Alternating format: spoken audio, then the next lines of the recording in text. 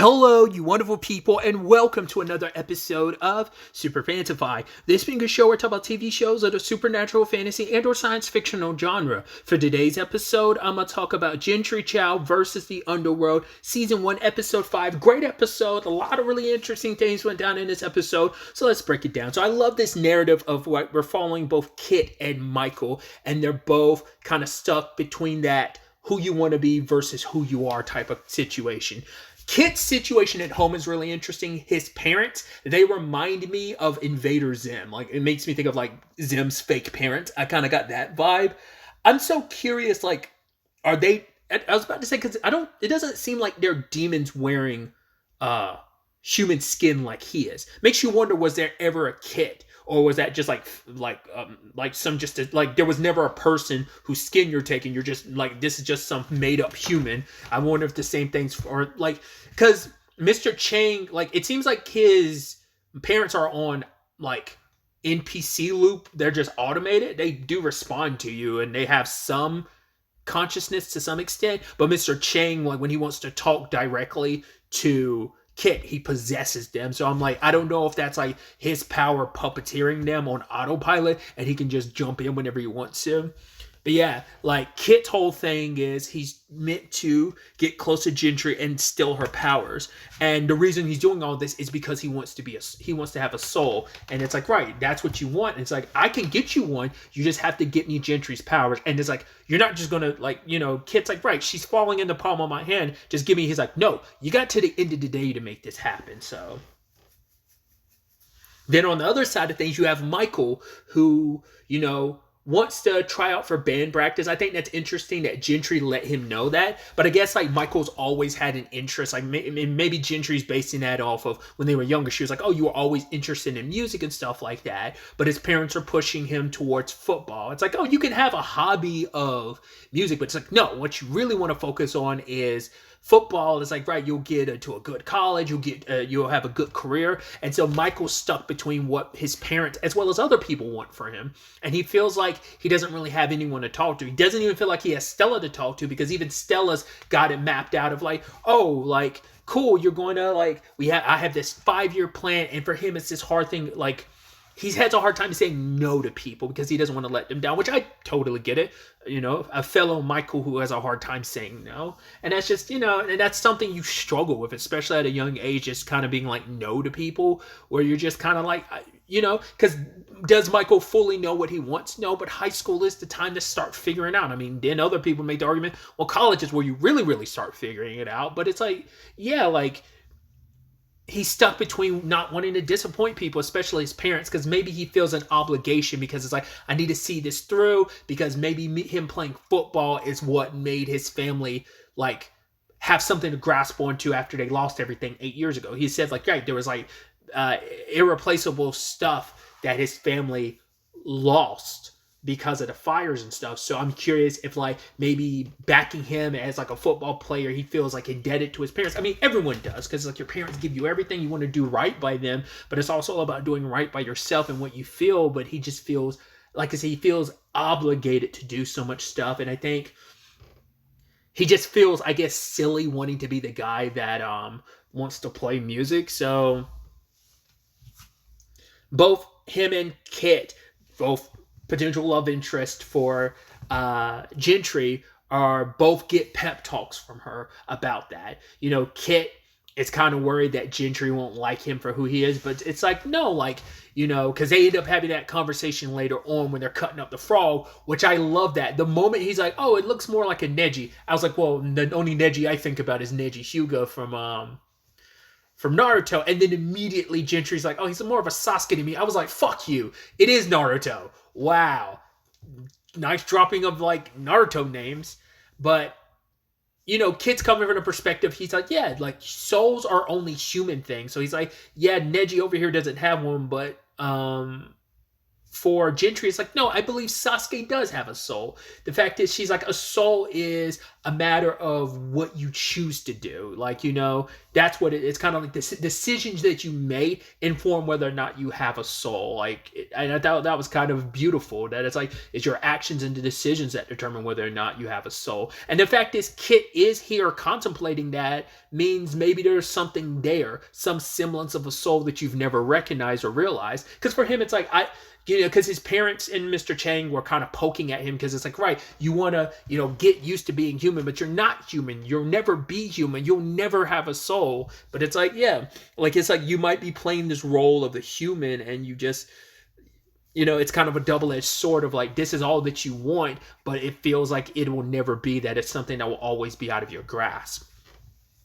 And hearing that like, oh, maybe there is more to me than I kind of initially thought, is something awe-inspiring for Kit. And then on the side with Michael, it's like, he's torn between, like I said, not knowing if anyone's going to ever understand. And, Gentry's like, right, you just got to decide for yourself, like, what you want. You got to choose for yourself. And for the first time, Michael does. Well, multiple ways. Like, he shows up at the cafeteria and the lady's like, oh, spaghetti and meatballs. And he's like, well, can I get Frito? And she's like, what? You get the spaghetti and meatballs all the time. He's like, yeah, but she's like, you can't just change your mind. You chose the spaghetti and meatballs. He's like, no, I didn't. I chose the Frito this time. You're the one that but she's like, no, every year for practice or whatever, you've always gotten the spaghetti and meatballs and stuff. I was like, that's so messed up. And I was like, you're super overbearing, aren't you? Just being like, no, this is what you're going to eat. You can't just all of a sudden change your mind. What about you, new student? What are you going to eat? You guys got to make choices on your own and stuff. Like, I mean, it's hard to make a choice when you're being so overbearing and shoving it down his mouth. It's like, you're going to eat spaghetti and meatballs because like, you've eaten that every practice, every day. I think, like, it seemed like it was like a football thing, because like Michael is known as like the best footballer here. So, and I know you can tell I watch sports when it just feels weird. I mean, the term footballer does exist, but it just sounds so like, you can just tell I don't watch sports. But the guy, like, the fact is, he's the best football player is what I really was trying to say. And he has such a bright future in that, and I think everyone at the school is invested in that as well. And so for her, it's kind of like her playing into that by like, oh, I'm feeding you the right stuff that's leading to you becoming a great football player. It's kind of almost like a good luck charm, and what you're breaking that trend now. It's kind of a spit in face to me in this entire school. It's like, but it's also meant to be the lesson of, I've got to choose what I want to do. I do love that in the background of this entire episode, there's a whole situation with Ed, who's dealing with that guai. And I love the whole thing of like people on his TikTok being like, yo, you short king. What's that behind you, my short king? He's like, stop calling me a short king. But he's dealing with this guai the entire episode, because he's trying to give Gentry every opportunity to be as normal as possible. And so it's like, right, you focus on that, I'll deal with this situation. But, because this guai in particular, it's like a Noi guai or something like that. And it's because she can't speak and the frustration behind it. But it turns out she was a music teacher, because I think he kind of uses like, I don't know if it's like macaroni or something. He uses something that's like alphabetical, and she kind of spells it out. So I love that she's just around the entire episode. Hell, later on, she's performing music, and some kids are like, yo, she's actually really good. I'm like, I love that. They were like, oh, she sounds much better than that girl. And I was wondering who they were talking about. I was like, I wonder, did they see Michael and Stella in there and assume the sounds were coming from Stella and not Michael? Because I love that you hype Michael up to make you think like, well, he's a good footballer. He's probably decent. Like, we're going to see that he's a prodigy in music. And it's like, once he hits that flute, he's not good. But he's like, yeah, I haven't had time to practice because like football's kind of consumed everything. So... But either way, I hope that guai gets to stick around. I hope it becomes like Ed's buddy. I mean, she's just going to be kicking around school and no one's going to say anything about it? Because no one at the school said anything to those students who saw her, because she just seemed like a regular lady to them. It'd be hilarious if she ends up getting hired as like a new music teacher, because Michael went there looking for the current music teacher's name's like Mr. Cohen, but he was not there, so... Or was it Miss Cohen? I could have sworn it said Mr., but either way, I'm wondering if it'd be funny if she gets hired and it's just kind of like, well, we just kind of accept this as is, because like Ed just took care of it, because he's like, oh, don't worry, we're trying to communicate. And Gentry was like, okay, I guess it's finally been up to Ed, right? And Kit was like, I don't know. So we'll see where that plot line ends up going. We also had another interesting development this episode. Speaking of Michael, we finally get an answer to the whole thing in the intro where he's got those markings on his face and those magenta eyes.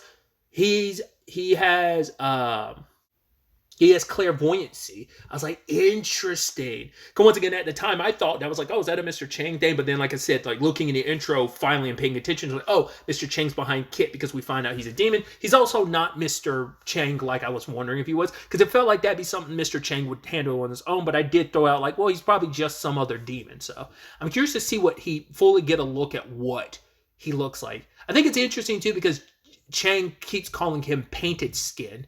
And I was like, I'm assuming that's just supposed to be a lot about the fact is he's wearing a human suit. But I'm curious if that has something to do with him as a demon. Like, if he has something to do with, like, maybe his powers have something to do with painting. But maybe they're just purely about, like, no, like, maybe he painted and made, like, maybe Mr. Chang did that. Or maybe he did it himself, making what his human form looks like. Maybe he painted or made it that skin himself, you know? It is really sad that Michael and Stella broke up, which I'm not too surprised by because I figured that would just because of the Gentry of it all. He hasn't really figured out what he wants because he doesn't know. He kind of knows, but it's kind of the thing of, well, I can't go after Gentry because I do have a girlfriend. My girlfriend has all these plans. But for her, and she brings up a good point of just, regardless of you not wanting to talk to your parents about that stuff, like you never felt comfortable enough to talk to me because once again, Gentry brought it up, like talk to Stella. He's like, I don't think she'd understand. You never gave her an opportunity to. And for her, it's like, I planned all this stuff out. She's like, you gave me the pens. It's like that you're going to write up this 5-year plan. He didn't know about your 5-year plan until just now because she's like, oh, I'll go to UT with you as well. It's like, Stella kind of made a lot of, you made your choices and decisions too. And I mean, he's kind of approaching this like, maybe we should take a break. And it's just kind of, she's like, oh, you're breaking up? Fine. Whatever. Throws away the book that, that she had kind of been making about them. And it's like, you knew it was an eventuality because I don't think, sadly, like you knew that wasn't going to be because it seems like him and Gentry will be in game. I don't think things between her and Kit will work out. But I mean, who knows? Relationships are complicated, and who knows what the end result will be. It might not be until like much later in the season when Gentry finds out and she's kind of torn because it's like, right, you've been lying to me and manipulating me the entire time. Because she's torn too, because like I think she probably has more affection towards Kit because she's like, right, you guys, like he's single. At least Michael, like I kind of like him, but I know he's in a relationship. Michael did text her after him and Stella broke up, but she didn't get the message, and Michael ends up walking in on them kissing, so you're like, right. And that sadly, like, it's so interesting because Kit took a step forward and Michael ends up taking like 2 steps back because Kit, like, because of everything between him and Gentry, he tries to kiss. They do kiss, but then he starts stealing her chi, and he was like, oh, I gotta stop. And she's like, oh, did I burn you? He's like, no, I just don't. And she's like, oh, you're scared I will hurt you, right? She's like, I get it. I'm sorry. And walks away. And obviously he's more scared of hurting you than you are hurting him. But for him, it's like at the end, he's like, yo, I'm going to stand up to you, Mr. Chang. I don't need a soul. I'm going to be the person I choose to be. I don't need you. And he's like, all right, you go ahead, bet. Feel that way, but you'll come crawling back eventually. And he will. And that situation will most likely be Mr. Chang, like forcing a situation where Kit reveals who he really is in front of Gentry, and by breaking his heart and dashing all this like confidence he builds up, it's like, you'll be back to me now. Maybe either Kit will not realize that Mr. Chang manipulated the situation for that to happen, or maybe it just naturally does happen for whatever reason. But he will eventually go back to Chang and being like, right, I was deluding myself into becoming human. I'm going to be selfish now rather than like believing Gentry's words. Like, even when I try to do right and try to make the right choices, it doesn't matter. So fine, I'm going to be selfish and go after what I want, and that's having a human soul. So we'll see that. But currently, where he's at right now, like I said, I think he's going to be where Michael is right now because Michael saw Gentry kissing and then the whole situation in the music room, and it just kind of ate him up because he's like, I'm not good at music. And it's just like, it's like I bought into Gentry's words. Me and Stella broke up, and it's just like, I mean, Gentry doesn't know how you feel. Like, you're just, once again, you're not talking, like, you had an honest conversation with Stella, but you weren't full hearted with it too. So it's like, he just like, right, I'm just gonna shut up and do what people want me to be. So he gets out on the field, does what his parents are, and so, like, you're just gonna make yourself unhappy living your life that way. But it's gonna be something that he's eventually gonna have to contend with. But I didn't cover it all, but we did get other aspects of his vision. We see that Stella ends up getting attacked at one point in time. The whole thing of him being underwater, he was like at a tank or whatever, it seemed like, and he saw Gentry walk by. I'm assuming that's going to be something in the future, like probably while she's hanging around Kit. It might be a situation where Kit's about to drain her chi, whether he just finally broke down because Chang, put him in a very uncompromising position, or whatever the case may be. But he also has that dream at the end of the episode where a giant hand comes out. You're like, right, that's probably Chang, like, either getting Gentry's powers or some fraction of them and finally, like, revealing himself and going all out. That's probably going to be, like, at the very tail end of the season when he kind of has his big boss reveal to the entire town in front of everybody. Because how much of that stuff is exact versus how much of that is kind of metaphorical, like him being in the water and then swimming up. That's metaphysical, not really physical. I mean, the Gentry and Kit thing was exact. The Stella thing might not be exactly that, but for the most part, she probably does get attacked by something.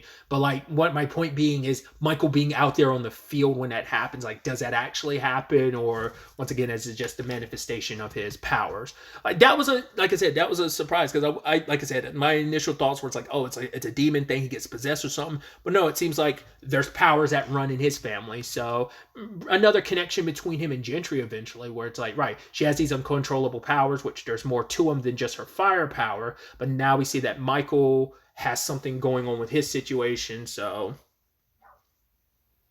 I'm assuming that might be something that exists in his bloodline that he'd probably have to talk to his parents about, but he'll probably just think like, no, it's just a dream, right? It's just a dream. It can't be real. But he'll probably be forced to be. I mean, once again, he thought back to it in this episode, at the end of the episode, when he thought about, well, I did see that thing about Gentry and Kit kissing, and it happened exactly like that. So we'll see how long he sits on that information before he pulls the trigger and talks to somebody about it. At the very least, he'll probably go talk to Gugu, Flora, about it, but we'll see. He'll probably talk to her before he talks to Gentry about it, just because they're probably in such a weird, awkward spot after everything. So, but also he also walked away before, like, right, Kit and Gentry are in a weird, awkward spot. So that's going to be an interesting development to see where all that takes us going forward into the next episode. But like I said, I think I keep reiterating, I think Kit took a step forward this episode, and I think sadly Michael was taking a step forward but took two back. But I think it won't be long before Kit